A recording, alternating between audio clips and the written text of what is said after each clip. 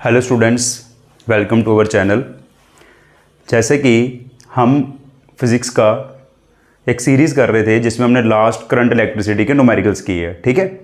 तो उसी चीज़ को कंटिन्यू करते हुए अब हमारा जो नेक्स्ट चैप्टर आएगा, हमारा चैप्टर क्या है? मूविंग चार्ज एंड मैग्नेटिज्म, ठीक है। काफ़ी इंपॉर्टेंट चैप्टर है, लेंथी चैप्टर है, ठीक है। अब इस चैप्टर में हम क्या करने वाले हैं, पहले हम जितना भी इसका बेसिक चीज़ें हैं, जितनी भी इसकी थ्योरेटिकल चीज़ें हैं, डेरिवेशंस वगैरह पहले सभी डिस्कस करेंगे, टॉपिक वाइज चलेंगे यहाँ पे, ठीक है। उसको करने के साथ साथ में हम इसके प्रीवियस ईयर न्यूमेरिकल्स डिस्कस करेंगे, ठीक है। तो आज हमारा मूविंग चार्ज एंड मैग्नेटिज्म का फर्स्ट लेक्चर है ये, ठीक है। तो देखिए आज हमने इस लेक्चर में क्या क्या चीज़ें पढ़नी है। सबसे पहले हम यहाँ पर देखेंगे इस चैप्टर में हम क्या करने वाले हैं। हमारा चैप्टर क्या है? Moving charge and magnetism. तो सबसे पहले हमने देखा कि इससे पहले हमने पढ़ा इलेक्ट्रिसिटी के बारे में, ठीक है। तो इलेक्ट्रिसिटी और मैग्नेटिज्म काफ़ी ये एक दूसरे से इंटरलिंक्ड है, ठीक है। तो इसका सबसे पहले इसका कंसेप्ट किसने दिया था कि अगर कोई भी कंडक्टर है हमारे पास, ठीक है, कोई भी कंडक्टर है, अगर उसमें से करंट फ्लो कर रही है तो उसका जो सराउंडिंग रीजन होगा, जैसे सपोज करो एक कंडक्टर है, इसमें करंट फ्लो कर रही है, तो सराउंडिंग रीजन में हमें क्या देखने को मिलेगा? मैग्नेटिक फील्ड देखने को मिलेगी। तो सबसे पहले इसको स्टडी किसने किया था? क्रिस्टन ओर्स ने, जिसको हम बोलते हैं क्या? ओर्स एक्सपेरिमेंट, ठीक है, ओर्स एक्सपेरिमेंट। तो ये कब किया गया था? ऑलमोस्ट 1820 में, ठीक है, 1820 में। ओर्स ने क्या बताया था कि जब भी कोई कंडक्टर में अगर करंट फ्लो कर रही है तो उसका जो सराउंडिंग रीजन होगा ना, वहां पर क्या होगी? मैग्नेटिक फील्ड होगी। अब इन्होंने एक्सपेरिमेंटली किया क्या था, थोड़ा सा उस चीज को देखते हैं हम। सबसे पहले हम देख लेते हैं कि अगर हम डायरेक्शन की बात करते हैं, यहां देखिए सभी, हम मान लेते हैं ये नॉर्थ और ये साउथ और ये हमारे पास आ जाएगा ईस्ट और ये आ जाएगा हमारे पास वेस्ट। देखो मैं आपको एक एक चीज करवा दूंगा, कहीं से भी कोई भी न्यूमेरिकल बने बिल्कुल आसानी से आप लोग करोगे, लेकिन ये जो सीरीज स्टार्ट हुई है इसको लास्ट तक देखना, कंटिन्यू। देखो कोई लेक्चर अगर कोई टीचर अपलोड कर रहा है उसको कंप्लीट लेक्चर को देखिए, तभी आपके डाउट्स जो है क्लियर होंगे, ठीक है। तो अगर मैं इसको 90 डिग्री से रोटेट करता हूं तो होगा क्या उस केस में? यहां पर देखिए सभी, यह आ जाएगा हमारा नॉर्थ, ये आ जाएगा हमारे पास क्या? ये नॉर्थ यहां आ गया, तो यहां आ जाएगा हमारा ईस्ट, यह आ गया साउथ, और यहां पर क्या आ जाएगा? हमारे पास आ जाएगा वेस्ट आ जाएगा, ठीक है। तो क्रिस्टन ओर्स ने क्या देखा था कि एक्सपेरिमेंटली किया गया चीजें ये सारी। तो कोई एक कंडक्टर ले लिया, सपोज करो लेट इट बी XY, ठीक है। अब ओर्स ने क्या देखा कि अगर कोई कंडक्टर XY, अब उसके नीचे अगर एक उसने मैग्नेटिक नीडल रखी, क्या रखी गई? यहां पर एक मैग्नेटिक नीडल रखी, तो क्या देखा गया? ये मैग्नेटिक नीडल आ गई हमारे पास, ठीक है। अगर जब इसके नीचे मैग्नेटिक नीडल रखी तो नीडल ने क्या किया? डिफ्लेक्शन शो की। डिफ्लेक्शन तभी शो करेगा जब उसके सराउंडिंग में क्या बन रही होगी? मैग्नेटिक फील्ड बन रही होगी। तो जब कंडक्टर, कंडीशंस थी, अलग अलग केसेस स्टडी किए, कंडक्टर के नीचे मैग्नेटिक फील्ड रखी, कंडक्टर के ऊपर मैग्नेटिक फील्ड रखी, मैग्नेटिक फील्ड मैग्नेटिक नीडल रखी। फिर उसने क्या किया? डायरेक्शन को क्या किया? रिवर्स किया, ठीक है। तो पहले देखा जब कंडक्टर में करंट फ्लो कर रही है X to Y, मान लेते हैं X to Y, south to north, ये हमारा आ जाएगा साउथ टू नॉर्थ, तो ये आ गया हमारा क्या? ये मैंने बनाया यहां पे साउथ टू नॉर्थ, ये आ जाएगा ईस्ट टू वेस्ट। तो क्या देखा गया? जब करंट फ्लो कर रही थी साउथ से नॉर्थ में, तो नीडल ने डिफ्लेक्शन शो की। नीडल किस तरह डिफ्लेक्ट होगी? वेस्ट की तरफ। ये एक्सपेरिमेंटली देखा गया, ठीक है। ये एक्सपेरिमेंटली देखा गया, जो नॉर्थ पोल था नीडल का वो डिफ्लेक्ट हो गया किस तरफ? टूवर्ड्स वेस्ट, ठीक है। किसने देखा? ओर्स ने। एक्सपेरिमेंट किया गया, हम इसको प्रैक्टिकली भी कर सकते हैं, ठीक है। तो ये करंट जब फ्लो की साउथ से नॉर्थ की तरफ, तो नीडल कहां डिफ्लेक्शन शो करेगी? वेस्ट की तरफ। तो हम इसको याद रख सकते हैं किससे? एक इजी तरीके से उसके लिए हम याद कर सकते हैं वर्ड स्नो, ठीक है। वर्ड स्नो दैट मींस अगर नीडल में से वायर में से करंट फ्लो करेगी साउथ टू नॉर्थ, नीडल कहां डिफ्लेक्शन शो करेगी? वेस्ट की तरफ। बिल्कुल सही, कहां डिफ्लेक्शन शो करेगी? वेस्ट की तरफ। तो अगर मुझे बताओ कि अगर ये नीडल ऊपर हो जाएगी, करंट अभी भी ऐसे फ्लो कर रही है, तो पहले अगर वेस्ट में जा रही थी, अब नीडल कहां जाएगी? ईस्ट की तरफ, ठीक है। वही अगर हम इसमें पोलैरिटी रिवर्स कर देते हैं, अगर हम वाई से एक्स की तरफ भेज रहे हैं, मतलब करंट नॉर्थ से साउथ की तरफ भेज रहे हैं, नीडल अभी भी नीचे है, तो नीडल कहां डिफ्लेक्ट शो करेगी, टूवर्ड्स ईस्ट। ठीक है, अब इस चीज को अगर हम एग्जामिनेशन पॉइंट ऑफ व्यू से देखें तो सिर्फ हमें इतनी चीज याद रखनी है कि सबसे पहले कि ये करंट कैरिंग कंडक्टर में सराउंडिंग रीजन में मैग्नेटिक फील्ड है, इसका कंसेप्ट किसने दिया गया था, ओर्स ने, इसलिए इसको बोला जाता है क्या, ओर्स एक्सपेरिमेंट। ठीक है, तो इससे हमें एक चीज तो क्लियर होगी, इससे एक चीज तो क्लियर होगी कि अगर कोई कंडक्टर है तो उसके सराउंडिंग रीजन में क्या होगी, मैग्नेटिक फील्ड होगी। क्या होगी, मैग्नेटिक फील्ड होगी। अब मैग्नेटिक फील्ड कितनी होगी, कैसे निकालनी है, ये हमारा मेन पॉइंट है। ठीक है, उसको हम करेंगे डिस्कस, लेकिन उससे पहले हम एक चीज और डिस्कस करेंगे कि अगर कोई चार्ज है, ठीक है, कोई अगर एक चार्ज पार्टिकल है, अगर वो मैग्नेटिक फील्ड के अंदर मूव करेगा तो उस पर क्या लगती है, फोर्स लगती है। तो हमारा जो नेक्स्ट जो टॉपिक अभी हम पढ़ेंगे वो क्या आएगा कि अगर कोई चार्ज पार्टिकल मूव करता है मैग्नेटिक फील्ड के अंदर तो उस पर क्या लगेगी, फोर्स लगेगी। तो देखते हैं उसको, उम्मीद करता हूं यहां तक क्लियर होगा सबको। देखो थ्योरेटिकल चीजें हैं, इसमें ज्यादा हम टाइम नहीं वेस्ट करेंगे कि हम बड़ी अच्छी मतलब वीडियो को खींचेंगे नहीं फालतू में। जो मेन चीज है सिर्फ इतना ही याद रखना आप लोगों को कि अगर करंट कैरिंग कंडक्टर में से करंट फ्लो कर रही है, सराउंडिंग रीजन में मैग्नेटिक फील्ड होगी। किसने कंसेप्ट दिया इसका, ओर्स ने। किसने कंसेप्ट दिया, ओर्स ने, इसलिए इसको बोला जाता है क्या, ओर्स एक्सपेरिमेंट, और इसका कंप्लीट नाम क्या है, क्रिस्टन हंस ओर्स। ठीक है, उम्मीद करता हूं ये चीज क्लियर हो गई होगी। ठीक है, अब ओर्स एक्सपेरिमेंट हम करने के बाद जो हमारा टॉपिक वाइज चले तो हम देखेंगे कि अगर हमारे पास कोई चार्ज पार्टिकल, हमारा टॉपिक है आज का फर्स्ट टॉपिक जिसको मैं बोलूंगा, ठीक है, फोर्स ऑन अ चार्ज। देखो एक एक टॉपिक करेंगे, साथ में इसके न्यूमेरिकल्स भी करते जाएंगे। ठीक है, जैसे हम एक कंप्लीट टॉपिक होगा, इसकी मैं आपको एक छोटी सी वीडियो बना के कंप्लीट फार्मूला बना दूंगा उसमें फार्मूला शीट की फॉर्म में।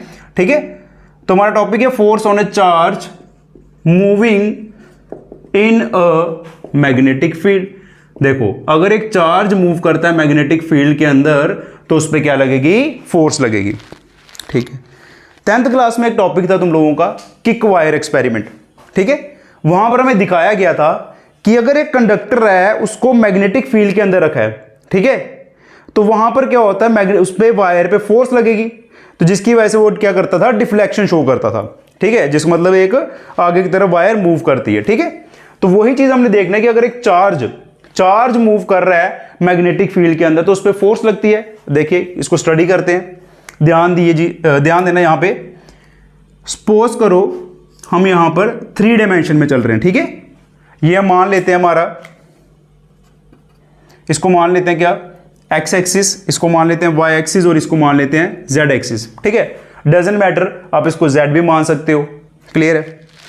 अब देखिए हम मानते हैं कि यहां पर ना मैग्नेटिक फील्ड है जो किस डायरेक्शन में चल रही है, यहां पर मैग्नेटिक फील्ड लाइंस है जो जा रही है एक्स एक्सिस में। कैसे जा रही है, एक्स एक्सिस में। यहां पर एक चार्ज पार्टिकल आया, उस पार्टिकल का नाम दे देते हैं क्यू।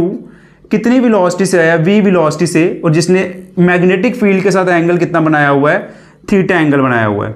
ठीक है, मैग्नेटिक फील्ड के साथ इसने कितना एंगल बनाया है, थीटा।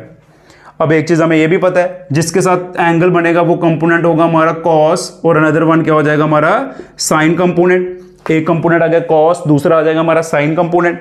ठीक है, अब इसमें क्या देखा गया कि जब ये चार्ज पार्टिकल मैग्नेटिक फील्ड के अंदर मूव किया, इस पे फोर्स लगी, और एक्सपेरिमेंटली क्या देखा कि जो इसकी फोर्स है वो किस किस पे डिपेंड कर रही है, जो फोर्स है वो किस किस पे डिपेंड कर रही है, इट डिपेंड्स अपॉन, ध्यान देना यहां पे बिल्कुल एक एक चीज नोट करना जो चीजें बता रहा हूं। ठीक है, और कुछ करने की जरूरत नहीं है, जो चीज मैं यहां लेक्चर में करवा रहा हूं अगर आप उसके प्रॉपर नोट्स बनाओगे, मैं आपसे वादा करता हूं जैसे हमारा एक कंप्लीट सेशन हो जाएगा, जैसे एग्जाम आएंगे आपके, तो आप नोट्स ओपन करना, मैं आप एक एक चीज दोबारा से वन शॉट हम इसको रिवाइज करेंगे, और प्रीवियस ईयर न्यूमेरिकल्स भी डिस्कस करेंगे, और जो मोस्ट इंपॉर्टेंट क्वेश्चन है उनको देखेंगे और आपके डाउट क्लियर करेंगे। ठीक है, तो क्या देखा गया कि ये किस पे डिपेंड करता है, कहता है कि फोर्स डिपेंड करेगा चार्ज पे, जितना ज्यादा चार्ज होगा उतनी फोर्स एक्सपीरियंस होगी। ठीक है, डिपेंड करेगा ये मैग्नेटिक फील्ड के ऊपर भी। मैग्नेटिक फील्ड को डिनोट करते हैं किससे? कैपिटल बी से। मैग्नेटिक फील्ड को किससे डिनोट करते हैं? कैपिटल बी से। इट डिपेंड अपॉन, ये किस पे डिपेंड करेगा? V sine theta. ठीक है, ये तीन चीजों पे डिपेंड करता है। ठीक है, directly proportional to Q, directly proportional to magnetic field and directly proportional to V sine theta. इन तीन कंपोनेंट पे डिपेंड करेगा। अगर हम इसको कंबाइन करते हैं तो हमारे पास इक्वेशन क्या बनेगी? इक्वेशन बनेगी क्या? इसको कंबाइन करने के बाद बहुत इजी इक्वेशन है, इस पर न्यूमेरिकल जरूर आता है। Equation first, second and third क्या बनेगा? Directly proportional to Q B V sine theta. Proportionality हटेगा, वहां कांस्टेंट आएगा क्या? बताइए क्या कांस्टेंट आया? के। और के की वैल्यू की अगर हम बात करें, के हमारा ऐसे सिस्टम में होता है 1, तो जो हमारा फॉर्मूला निकल के आया वो क्या बन गया? Q V B sine of theta. ठीक है, अब इंटरेस्टिंग चीज क्या है, हमने यहां पर देखना है कि जो एंगल यहां बन रहा है, एंगल यहां किस किस के बीच में बन रहा है? अगर यहां पर थोड़ा सा ध्यान दीजिए, एंगल बन रहा है किसके बीच में? वी के बीच में और मैग्नेटिक फील्ड के बीच में। मतलब जो चार्ज पार्टिकल आया उसने जो वेलोसिटी है उसके साथ और मैग्नेटिक फील्ड के साथ एंगल बनेगा हमारा थीटा। तो इसकी जब हम वेक्टर फॉर्म करेंगे, इन वेक्टर फॉर्म, जब इसकी वेक्टर फॉर्म करेंगे तो हमारे पास क्या आएगी? Q V cross B. अब देखिए ये जो है ये वेक्टर प्रोडक्ट आ गया। अब इसकी डायरेक्शन भी हमें निकालनी पड़ेगी। डायरेक्शन तो हम निकालेंगे। देखो मैग्नेटिक फील्ड में जितनी भी चीजें आएंगी वहां डायरेक्शन का काफी रोल है। ठीक है, डायरेक्शन हम निकालेंगे, लेकिन डायरेक्शन से पहले हम कुछ इसके स्पेशल केसेस देखते हैं। स्पेशल केसेस में क्या आएगा, इधर ध्यान दीजिएगा। डेट किस पे डिपेंड कर रहा है? साइन पे। अगर हम बात करें, अगर थीटा 0 डिग्री या थीटा 180 डिग्री होगा, 0 डिग्री मतलब चार्ज पार्टिकल आया मैग्नेटिक फील्ड की डायरेक्शन में गया तो उस पर कोई भी फोर्स नहीं लगेगी, या उसकी ऑपोजिट डायरेक्शन में जा रहा है तो फोर्स कितनी होगी? 0। क्योंकि अगर मैं साइन 0 हमारा होता है 0 और साइन 180 की बात करें वो भी हमारा कंपोनेंट क्या होगा? 0। तो उस पर फोर्स कितनी लगेगी? हमारे पास फोर्स आ जाएगी हमारी क्या? 0। क्लियर है यहां तक? ठीक है, अगर मैं बात करता हूं, ये second point very very important, इस पे लास्ट ईयर हमारा न्यूमेरिकल आया, केस बेस भी बना हुआ है, बताता हूं क्या है। ठीक है, पहले हम इसको समझते हैं फिर क्वेश्चन करेंगे उसका। अगर थीटा 90 डिग्री होगा, गर्मी बहुत है यार। ठीक है, अगर थीटा 90 डिग्री होगा तो क्या होगा बताइए? साइन 90 की वैल्यू क्या होती है? 1। ठीक है, साइन 90 की वैल्यू क्या है? 1 है। तो फोर्स हमारे पास किसके इक्वल आ जाएगी? Q V B. ये याद रखिएगा सभी, ये हमारी जो फोर्स होगी ये क्या होगी? मैक्सिमम। ठीक है, अब एक चीज यहां पर बताने जा रहा हूं, इसको हम आगे कंप्लीट करेंगे, लेकिन अभी चीज याद रखिए कि जब भी कभी चार्ज पार्टिकल मैग्नेटिक फील्ड के अंदर परपेंडिकुलर एंटर करेगा, सपोज करो मैग्नेटिक फील्ड लाइन जा रही है डाउनवर्ड ऐसे करके, नीचे की तरफ जा रही है, ऊपर से आ रही है, मैग्नेटिक फील्ड सारी नीचे की तरफ जा रही है। मैग्नेटिक फील्ड अगर नीचे की तरफ जा रही है, ये मैग्नेटिक फील्ड है, चार्ज पार्टिकल आया ऐसे, मतलब इस तरह से चार्ज पार्टिकल आया, चार्ज और मैग्नेटिक फील्ड के बीच में एंगल कितना बना? एंगल कितना बना? 90 डिग्री। तो जब 90 डिग्री एंगल बनता है तो वो पार्टिकल, जैसे चार्ज पार्टिकल आया, चार्ज पार्टिकल ने क्या करेगा? एक सर्कुलर पाथ बनाएगा। कैसे बनेगा ये मैं बताऊंगा, अभी के लिए सिर्फ इतना काम है, आपको क्या याद रखना है, जब magnetic field lines doesn't matter ऐसे आ रही है, सपोज करो इस तरह से जा रही है, इस तरफ जा रही है, चार्ज पार्टिकल आया मैग्नेटिक फील्ड के परपेंडिकुलर, मैग्नेटिक फील्ड लाइंस ये जा रही, चार्ज पार्टिकल ये आया, ये आया चार्ज पार्टिकल, तो इसने क्या कर दिया? चार्ज पार्टिकल के ऊपर फोर्स लगी। अब फोर्स निकालेंगे तब बता सकते हैं, लेकिन अभी याद रखना फोर्स लगने के कारण क्या होगा? ये क्या करेगा? एक सर्कुलर पाथ बनाएगा। तो अभी ऑब्जेक्टिव क्या बना हमारा कि जो यहां पर पाथ होगा किसका? पार्टिकल का, वो कैसा होगा? सर्कुलर। सर्कुलर कब होगा? जब एंगल कितना होगा? जब हमारा एंगल होगा कितना? 90 डिग्री। क्या सर्कुलर के अलावा कोई और पाथ बनता है? बिल्कुल बनता है। सर्कुलर के अलावा कोई और पाथ बनता है? बिल्कुल बनता है, वो भी हम करेंगे। ठीक है, स्टेप बाय स्टेप चलेंगे। ठीक है, लेक्चर वाइज आप वीडियो देखना। ठीक है, मैं कोशिश करूंगा कि जल्दी से जल्दी आपके चैप्टर्स कंप्लीट हों, सो दैट कि जिस टाइम पे नवंबर के बाद हम इसका 1 शॉट स्टार्ट करें। ठीक है, फिर हम इसके PYQ करेंगे। ठीक है, तो आपकी तैयारी प्रॉपर हो जाए, जिससे आप बोर्ड में काफ़ी अच्छा कर पाओगे। ठीक है, देखिए हर साल बोर्ड का एग्ज़ाम काफ़ी टफ आ रहा है, खासकर फिजिक्स का ही आप देख सकते हो, प्रीवियस ईयर, लास्ट ईयर हर साल लेवल अप हो रहा है, ठीक है। तो उसी हिसाब से हमारी तैयारी होनी चाहिए।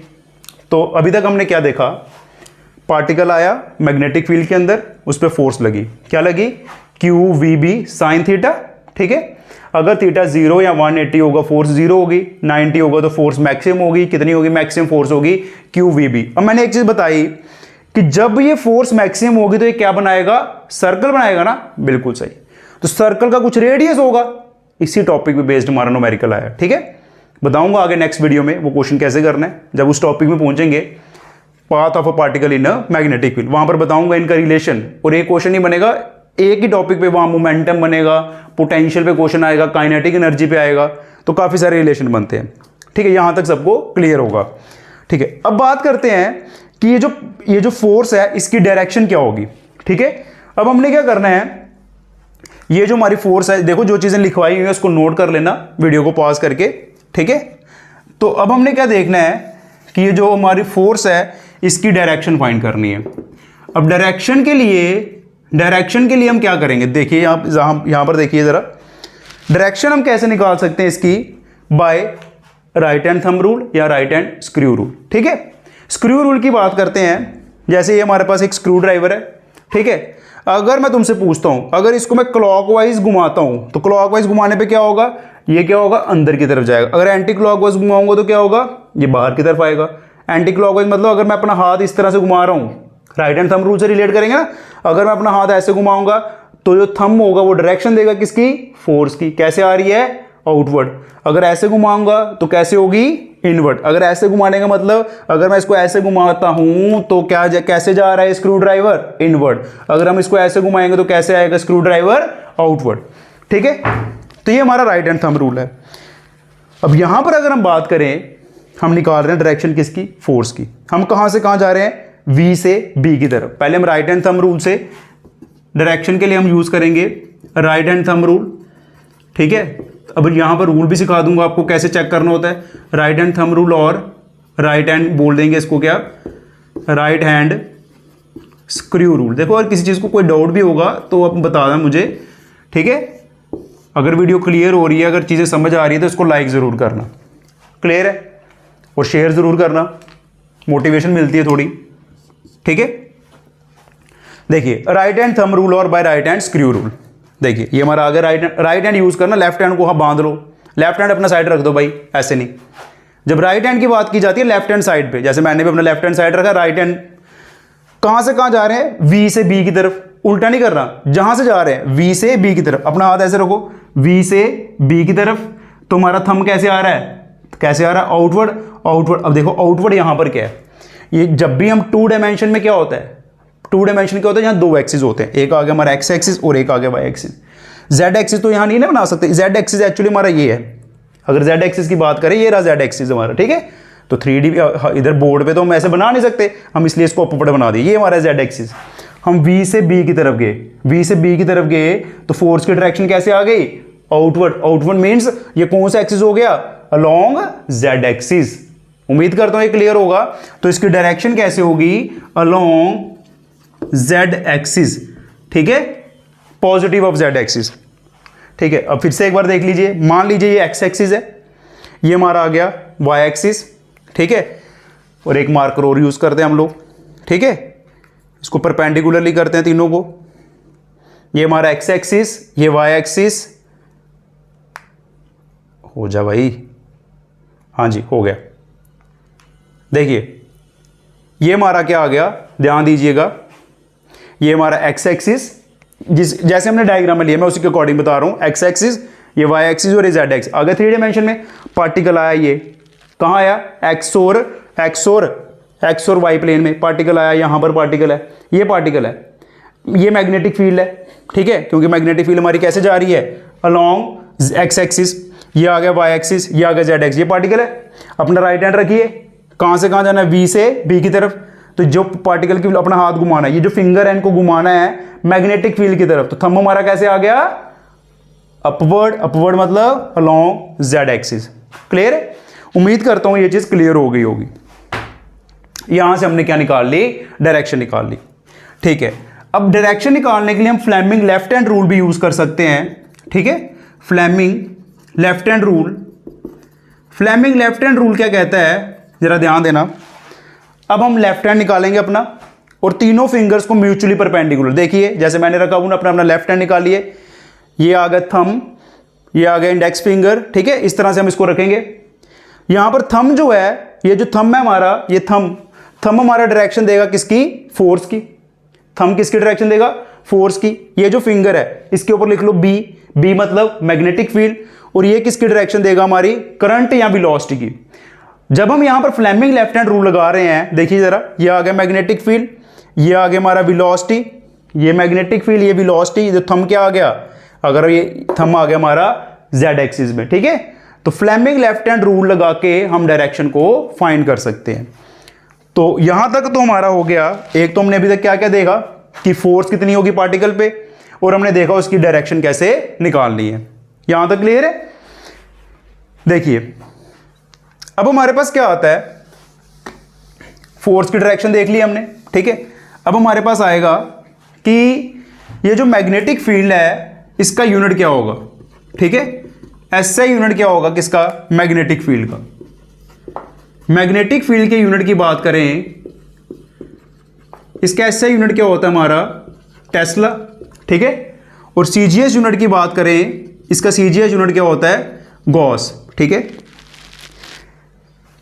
ऐसा यूनिट है इसका टेस्ला और सीजीएस यूनिट है इसका गॉस, ठीक है। एक एक चीज जो भी हमारी बुक में एक एक चीज लिखी हुई है वो यहां पर हर एक चीज मिल जाएगी, इसको ध्यान से समझो, हर एक चीज क्लियर। उनमें रिलेशन क्या होता है, 1 गॉस होता है 10⁻⁻⁴ टेस्ला, और टेस्ला को एक और नाम तरीके से लिख सकते हैं क्या, वेबर पर मीटर स्क्वायर और WB पर मीटर स्क्वायर, ठीक है। ये आ गया हमारा इसका मैग्नेटिक फील्ड का एसआई यूनिट, ठीक है।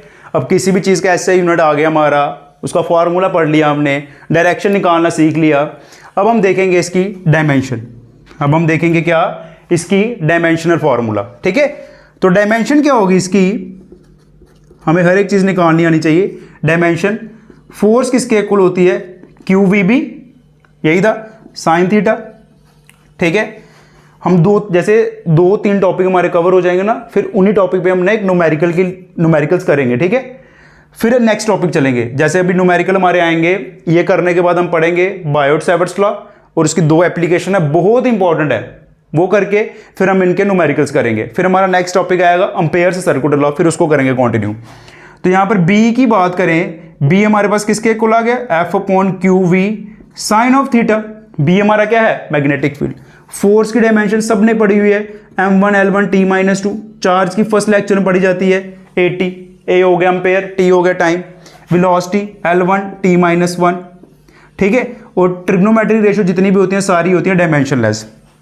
ये +1 और -1 कैंसिल, L1 और L1 कैंसिल, तो मैग्नेटिक फील्ड की जो डायमेंशन बन गई वो बनी M1, ये हमारा जाएगा A-1 T-2, तो ये हमारा निकल गया मैग्नेटिक फील्ड की डायमेंशन।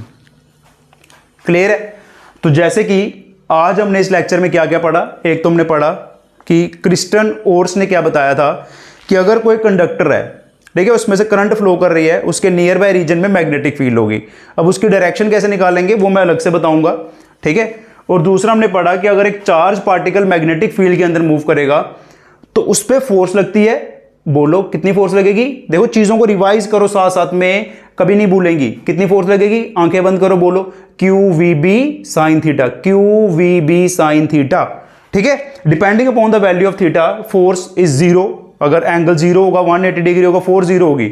अगर एंगल 90 होगा, फोर्स होगी QVB मैक्सिमम, और मैक्सिमम जब 90 पे क्या बनाता है, सर्कल बनाएगा, और सर्कल के ऊपर ही लास्ट ईयर क्वेश्चन है, आप चेक कर सकते हो, ठीक है।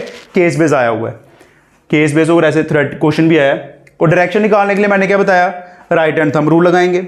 राइट हैंड थंब रूल मतलब हमने अपना हाथ घुमाना है जहां से जा रहे हैं, B से B की तरफ जा रहे थे ना, तो थंब आ जाएगा, वो फोर्स की डायरेक्शन दे देगा, ठीक है।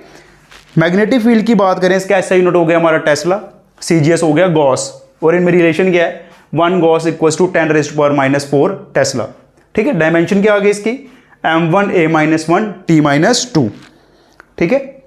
तो आज के लेक्चर में हमारा बस यही टॉपिक थे। अगर आपको वीडियो अच्छी लगी होगी, इसको शेयर कीजिए, चैनल को सब्सक्राइब कीजिए, ठीक है। और अपने कमेंट में बताना कि आज का लेक्चर कैसा रहा। ठीक है, मिलते हैं नेक्स्ट वीडियो में, तो इसको अच्छे से प्रिपेयर कर लीजिए। तब तक टिल देन गुड बाय।